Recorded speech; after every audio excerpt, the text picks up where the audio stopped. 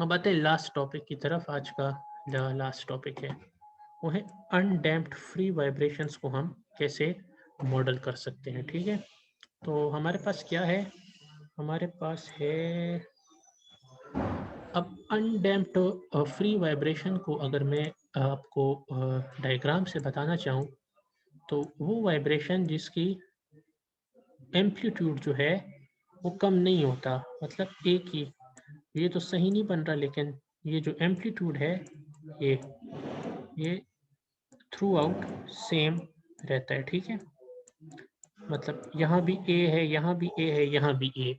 तो अनडैम्प्ड और free vibration में आपके पास ये आ जाएगा कि एक तो इसका एम्पलीट्यूड कम नहीं हो रहा, उसको अनडैम्प्ड कह देंगे, और फ्री का मतलब कि कोई एक्साइटेशन फोर्स इस पे नहीं लग रही है। तो ये हमारे पास सबसे सिंपलेस्ट केस होता है, ये हमारे पास आइडियल केस होता है।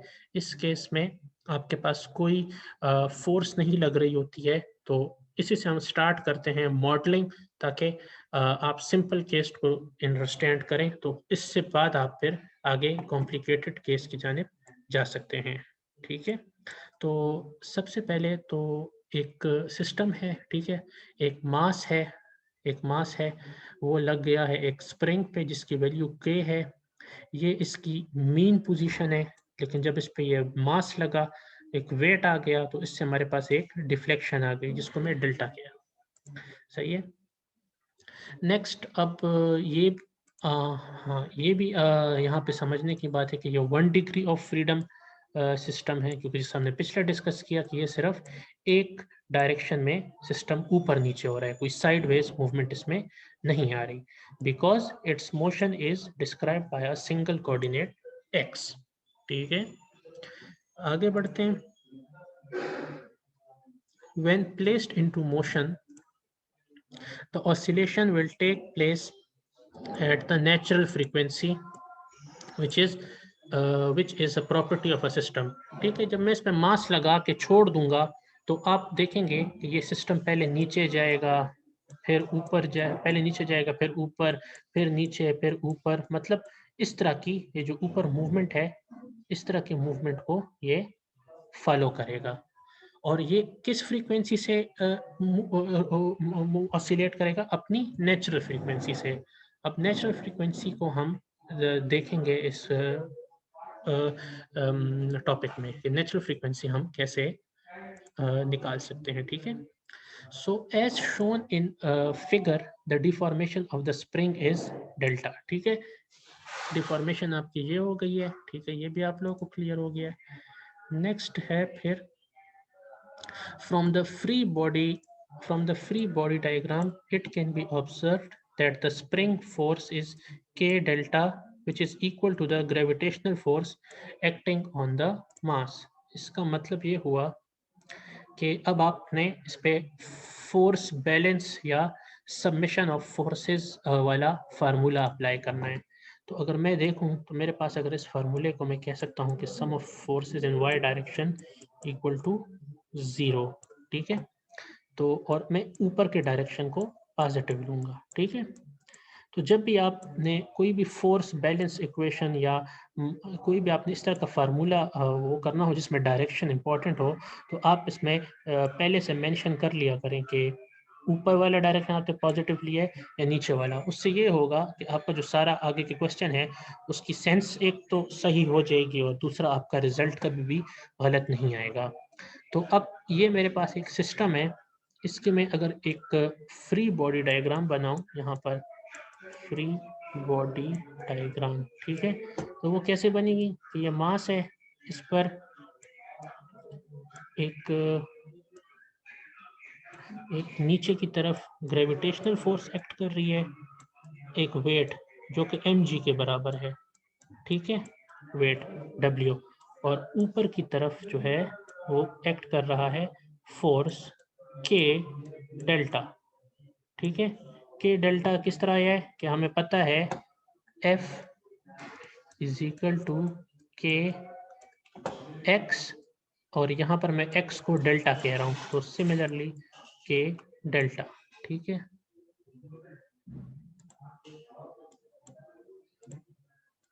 अच्छा, सही। तो के डेल्टा मेरे पास आ गया, ठीक है। अब इसको मैंने ऊपर वाले को पॉजिटिव लिया है, नीचे वाले को नेगेटिव लिया है। के डेल्टा पॉजिटिव है, वेट नेगेटिव है, इसको मैं यहाँ पुट कर दूंगा। फिर इस इक्वेशन को मैं आगे एक स्टेप लेके जाऊँ तो ये आ जाएगा, और उससे अगर W की वैल्यू पुट कर दूँ तो K delta is equal to mg।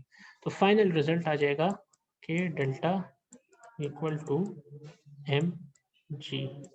सही है, सिंपल है, आपके सामने हुआ भी हुआ है, ठीक है। इसमें ख्याल में कोई आपको इशू नहीं होना चाहिए। फिर भी अगर कोई इशू है तो आप बिल्कुल लाजमी पूछ सकते हैं। नेक्स्ट स्लाइड में हम क्या कर रहे हैं सिमिलरली। अच्छा, हम ये कर रहे हैं कि सबसे पहले कि by measuring the displacement x from the static equilibrium position, the force acting on m are k delta plus x and W with x chosen to be positive in the downward direction. All quantities force, velocity, acceleration are also positive in downward direction। ठीक है। अब पिछले case में क्या था, इस पीछे वाले पिछले केस में मेरे पास पिछले केस में मैं पिछली स्लाइड पे चला जाऊं लोगों को, इस वक्त तक मैंने इस वक्त तक ये अपने मीन पोजीशन पे था, मतलब कि वेट जो है वो स्प्रिंग के फोर्स को बैलेंस कर रहा है। अब मैं क्या करूँगा कि इसको हल्का सा नीचे पुश कर दूंगा अपने हाथों से, हल्का सा एक इनिशियल डिस्टरबेंस देने के लिए एक्स और नीचे पुश कर दूंगा, ठीक है। उससे क्या होगा कि ये ऑसिलेट करना शुरू हो जाएगा अपने नेचुरल फ्रीक्वेंसी के साथ, ठीक है। पहले आपने क्या किया कि पहले सिर्फ आपने मास इसके साथ बांध लिया स्प्रिंग के साथ और एक मीन पोजीशन पे रख दिया। उससे क्या हुआ, हमारे पास एक इनिशियल डिस्प्लेसमेंट आ गई डेल्टा। फिर आपने क्या किया, हल्का सा आपने उसको पुश किया नीचे की तरफ, हल्का सा, और उसमें आपने क्या किया, एक्स डाउनवर्ड डायरेक्शन में एक्स डिस्प्लेसमेंट आपने और उसमें इंट्रोड्यूस कर दिया। आपने उसको हल्का सा पुश कर दिया नीचे की तरफ, पुल कर दिया। तो उससे क्या हुआ कि हमारे पास एक इनिशियल डिस्टरबेंस आ गई, और उससे ये हुआ कि ये अब अपने नेचुरल फ्रीक्वेंसी पे ऑसिलेट करना स्टार्ट कर देगा। तो उससे क्या होगा कि अब इस डायग्राम में आप देखें कि ये जो है अब नीचे जो है वेट अब इक्वल हो जाएगा के डेल्टा प्लस एक्स के, और जो भी इसमें एक्सेलरेशन आएगी या इसमें वेलोसिटी आएगी वो डाउनवर्ड डायरेक्शन में हम पॉजिटिव लेंगे, जो कि हमने इसकी कन्वेंशन को डिसाइड कर लिया। तो अगर इसमें हम अब देखें कि अब हम क्योंकि अब ये ऑब्जेक्ट मूव कर रहा है, तो अब इस पे हम सेकंड लॉ ऑफ, जब Newton second law of motion को अप्लाई करेंगे तो उससे हमारे पास आ जाएगा, ए को मैं लिख दूंगा एक्स डबल डॉट, जो कि मैं आपको बार बार बता रहा हूँ कि ए को हम एक्स डबल डॉट भी लिख सकते हैं, सही है। और वी को हम लिख सकते हैं एक्स के ऊपर सिंगल डॉट, ठीक है। तो उसमें आप लोगों ने कंफ्यूज नहीं होना, ठीक है। सो ये आपके पास आ जाएगा summation F is equal to M X. अच्छा, अब आपने जब इस पे फोर्स बैलेंस की इक्वेशन अप्लाई कर दी, ठीक है, आप डाउनवर्ड को अगर पॉजिटिव ले रहे हैं तो अब डब्ल्यू आपके पास पॉजिटिव हो जाएगा, और के डेल्टा प्लस एक्स जो ऊपर की फोर्स है ये वाली, ये नेगेटिव में ये इक्वल हो जाएगी एम एक्स डबल डॉट के, ठीक है। ये मैंने यहाँ पुट कर दिया, ये इसके इक्वल है। तो इससे क्या होगा, हमारे पास इक्वेशन इस फॉर्म में आ जाएगी, ठीक है। इसको मैं ओपन कर दूंगा, यहाँ पर ये के डेल्टा के साथ भी मल्टीप्लाई हो रहा है, के मल्टीप्लाई हो रहा है एक्स के साथ भी, ठीक है। इस स्टेप में ये ओपन हो गया बिकॉज पीछे से आपको पता है कि पीछे हमने किया है कि K delta is equal to W, सही है, ये हमने पीछे देख लिया था। तो M X is equal to minus K X, ठीक है। वो कैसे आया यहाँ पे देख लेते हैं, plus W minus W minus K X is equal to M X double dot, W की जगह के डेल्टा पुट किया तो W और माइनस W कैंसिल हो गए और सिर्फ ये हमारे पास रह गया। तो इसको जब मैं यहाँ नीचे ले आऊँगा तो ये फॉर्म बन जाएगी। ठीक है, अब आपके पास अब देख रहे हैं कि एक गवर्निंग इक्वेशन सामने आ रही है एक सिस्टम की। ठीक है, so it is evident that the choice of static equilibrium position as reference for x has eliminated W। ठीक है, तो इसमें आपको ये पता लग रहा है कि एक सिस्टम जिसको आप इनिशियल डिस्टरबेंस देते हैं तो वो वेट पर डिपेंड नहीं करता। क्यों? क्योंकि आप देख रहे हैं कि इक्वेशन से वेट एलिमिनेट हो गया है। The force due to gravity and the static force K delta from the equation of motion, क्योंकि के डेल्टा ने यहाँ पर के डेल्टा ने डब्ल्यू को एलिमिनेट कर दिया है, तो वेट का सिस्टम पे कोई इफेक्ट नहीं है। From the equation of motion, the resultant force on m is simply spring due to displacement x, और सिर्फ x की वजह से एक जो फोर्स लग रहा है वो सिर्फ डिस्प्लेसमेंट x की वजह से स्प्रिंग फोर्स जो है वो इस सिस्टम को ऑसिलेट करवा रहा है। ठीक है, तो जो इस पूरे डेरिवेशन की समरी आपके पास अगर निकालें हम तो उसकी आपकी समरी ये बनती है कि ये इक्वेशन आपके पास आता है अनडैम्प्ड फ्री वाइब्रेशन के केस में। ठीक है, ये इक्वेशन सही है। आप के एक्स को दूसरे साइड पे ले आएंगे तो इस फॉर्म में आ जाएगा। सही है, अब ये फॉर्म आ गया आपके पास M X double dot plus K X equal to 0। ठीक है, इन सब को आप m पे डिवाइड कर लें, divide all both sides by m, तो यहाँ पर m आपके पास कैंसिल हो जाएगा, तो x double dot plus K by m x equal to 0। ठीक है, ये वाला फॉर्म आ जाएगा। सही है, तो rearranging the terms into a standard form gives. सही है, अब यहाँ पर एक इम्पॉर्टेंट चीज़ आ जाती है। ठीक है, अब आप यहाँ पर एक नया वेरिएबल इंट्रोड्यूस करते हैं, वो क्या है? वो आपके पास है ओमेगा एन। ठीक है, नेचुरल फ्रीक्वेंसी।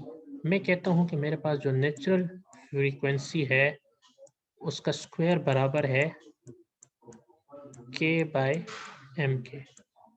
सही है, एक ऑब्जेक्ट जब नेचुरल फ्रीक्वेंसी से वाइब्रेट करेगी, ऑसिलेट करेगी, तो वो मेरे पास डब्ल्यू एन स्क्वायर जो है वो बराबर होगा के बाय एन के, और डब्ल्यू एन बराबर होगा अंडर रूट के by M.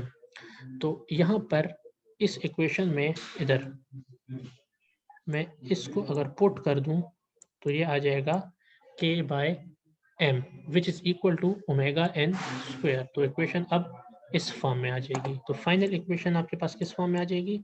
Undamped free vibration case में x double dot omega N square x equal to 0।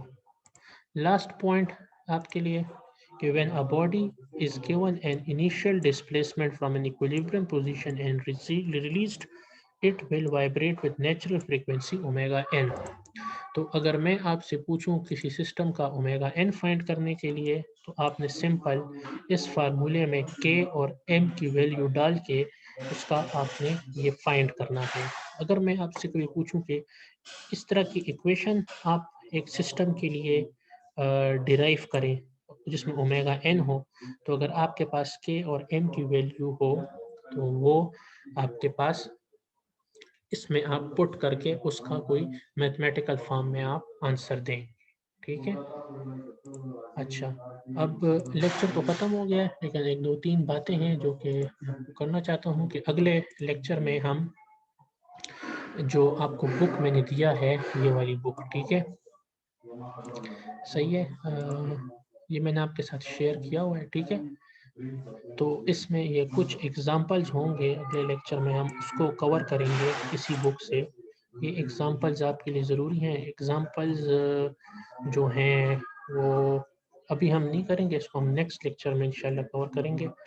Example 1.3, 1.4, ठीक है, एग्जाम्पल 1.3, 1.4 और 1.10, ठीक है, 1.10, ये 3 एग्जाम्पल क्योंकि इम्पोर्टेंट है, ये हम अगले लेक्चर में इंशाल्लाह कवर करेंगे।